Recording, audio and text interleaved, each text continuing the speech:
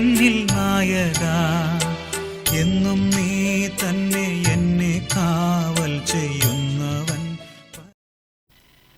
ദൈവത്തിൻ്റെ പരിശുദ്ധം വാഴ്ത്തപ്പെടുമാറാകട്ടെ. അനുഗ്രഹമായ നല്ല ദിവസത്തിനായി നന്ദിയോടെ ദൈവത്തിന് സ്തോത്രം ചെയ്യുന്നു. എല്ലാവരെയും കർത്താവിൻ്റെ നിസ്തുല്യ സ്നേഹത്തിൽ പ്രഭാത ജാഗരണത്തേക്ക് സ്വാഗതം ചെയ്യുന്നു. ഇന്ന് ധ്യാനിക്കാനായിട്ടുള്ള ഭാഗം വെളിപ്പാട് പുസ്തകം 3-ാം അധ്യായം 21-22 വാക്യത്തെ ആസ്പദമാക്കിയാണ്. ജയിക്കുന്നവന് ഞാൻ എന്നോടുകൂടെ എൻ്റെ സിംഹാസനത്തിൽ ഇരിപ്പാൻ വരം നൽകും. ഞാനും ജയിച്ച് എൻ്റെ പിതാവിനോടുകൂടെ അവൻ്റെ സിംഹാസനത്തിൽ ഇരിക്കുന്നത് പോലെ തന്നെ ആത്മാവ് സഭകളോട് പറയുന്നത് എന്തെന്ന് ചെവിയുള്ളവൻ കേൾക്കട്ടെ. ഒരു രാജാധികാരത്തിന് വേണ്ടിയുള്ളതായ, സിംഹാസനത്തിൽ ഇരിക്കാൻ വേണ്ടിയുള്ളതായ, ഭരണകർത്താക്കളുടേതായ ഒരു പോരാട്ടത്തെക്കുറിച്ചല്ല ഇവിടെ പ്രതിപാദിക്കുന്നത്.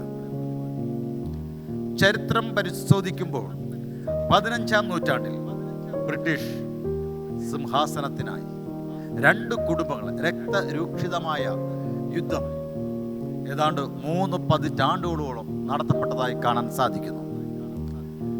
ഒരു ഭാഗവും വിജയിക്കാൻ കഴിഞ്ഞില്ല എന്ന് മാത്രമല്ല, ഇരുഭാഗത്തും വലിയ നാശനഷ്ടമുണ്ടായി. കുഞ്ഞു കുട്ടികളെ വരെ നിഷ്കരുണം കൊന്നൊടുക്കിയതായി കാണാൻ സാധിക്കുന്നു. റിച്ചാർഡ് മൂന്നാമൻ തൻ്റെ അനന്തരവന്മാരെ നിഷ്കരുണം കൊന്നൊടുക്കി എന്ന് മനസ്സിലാക്കാൻ സാധിക്കുന്നുണ്ട്. അധികാരത്തിന് വേണ്ടി ഈ നാളുകളിലും ചെറുതായിരുന്നാലും വലുതായിരുന്നാലും, സഭയിലായിരുന്നാലും സമൂഹത്തിലാണെങ്കിലും രാഷ്ട്രീയത്തിലാണെങ്കിലും അധികാരത്തിന് വേണ്ടിയുള്ളതായ കൊള്ളയും കൊള്ളിവെപ്പും ദുഷ്പ്രചരണങ്ങളും വളരെ ശക്തമായി നടന്നുകൊണ്ടിരിക്കുന്നതായി നമുക്കറിയാം. എന്നാൽ ഇതിനെല്ലാം അപ്പുറമായി, ഇതിനെല്ലാം മേലെയായി ഒരു സിംഹാസനം സ്വർഗത്തിലുണ്ട്, ഒരു അധികാരമുണ്ട്. അവിടുത്തെ അധികാരി, അവിടുത്തെ ഗോത്രപിതാവ്, അവിടുത്തെ പരമാധികാരി നമ്മുടെ പിതാവായ സ്വർഗസ്ഥനായ ദൈവമാകുന്നു. ആ ദൈവം തൻ്റെ അധികാരങ്ങൾ എല്ലാം തന്നെ സ്നേഹത്തോടുകൂടെ, സ്നേഹത്തിൻ്റെ അടിസ്ഥാനത്തിൽ തൻ്റെ പുത്രനായിരിക്കുന്ന ക്രിസ്തുവിൽ പരമേൽപ്പിച്ചിരിക്കുന്നതായി കാണാൻ സാധിക്കുന്നു. വളരെ വേഗത്തിൽ തന്നെ കർത്താവായ യേശു ക്രിസ്തു രാജാതിരാജാവും കർത്താവുമായി മേഘങ്ങളിൽ പ്രത്യക്ഷപ്പെടുന്നതായി കാണാൻ സാധിക്കുന്നുണ്ട്. ഈ രാജ്യം പടുത്തുയർത്തിയിരിക്കുന്നത് സ്നേഹമെന്ന അടിസ്ഥാനത്തിലാകും.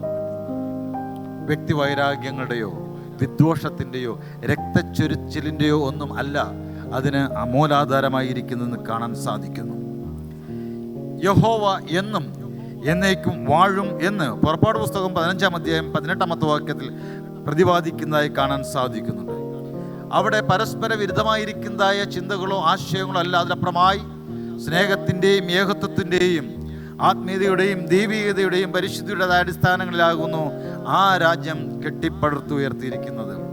നമ്മുടെ പ്രത്യാശ എന്ന് പറയപ്പെടുന്നത് ജയിക്കുന്നവന് ഞാൻ എന്നോടുകൂടെ എൻ്റെ സിംഹാസനത്തിൽ ഇരിപ്പാൻ വരം നൽകുമെന്ന് കർത്താവ് പറഞ്ഞിരിക്കുന്നുവെങ്കിൽ ഏതിൽ നിന്നാകണം നാം വിജയിക്കേണ്ടതിരിക്കുന്നു ഓർത്തിരിക്കണം.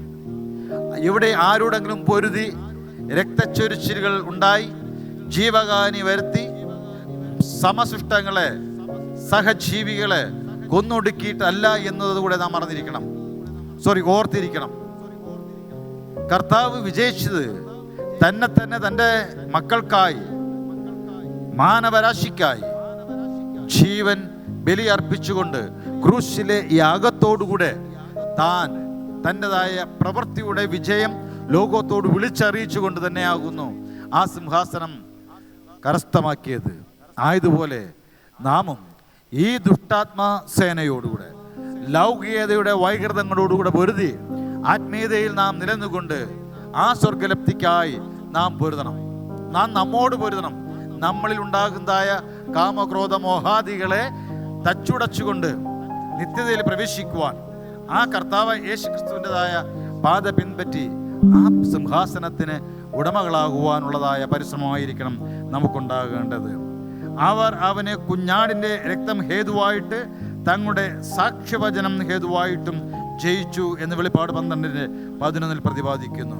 നമ്മോട് പറയപ്പെടുന്നത് ഈ നാളുകളിൽ നാം ഈ ലോകത്തിൻ്റെ ശക്തിയോട്, താല്പര്യങ്ങളോട്, ആഗ്രഹങ്ങളോട് പടവെട്ടി ദൈവഹിതത്തിന് ഒത്തവണ്ണം ജീവിച്ചുകൊണ്ട് മറ്റുള്ളവരെ സ്നേഹിച്ച് ആ സ്നേഹത്തിന് അടിസ്ഥാനമിട്ടിരിക്കുന്നതായ ആ സ്വർഗീയ രാജ്യത്തിൽ, ആ സിംഹാസനത്തിൽ അവകാശികളായിരിക്കുവാൻ നമുക്കും ത്യാഗപൂർണമായിരിക്കുന്നതായ ജീവിതം നയിക്കാൻ ദൈവം നിങ്ങളെ ആഹ്വാനം ചെയ്യുന്നു.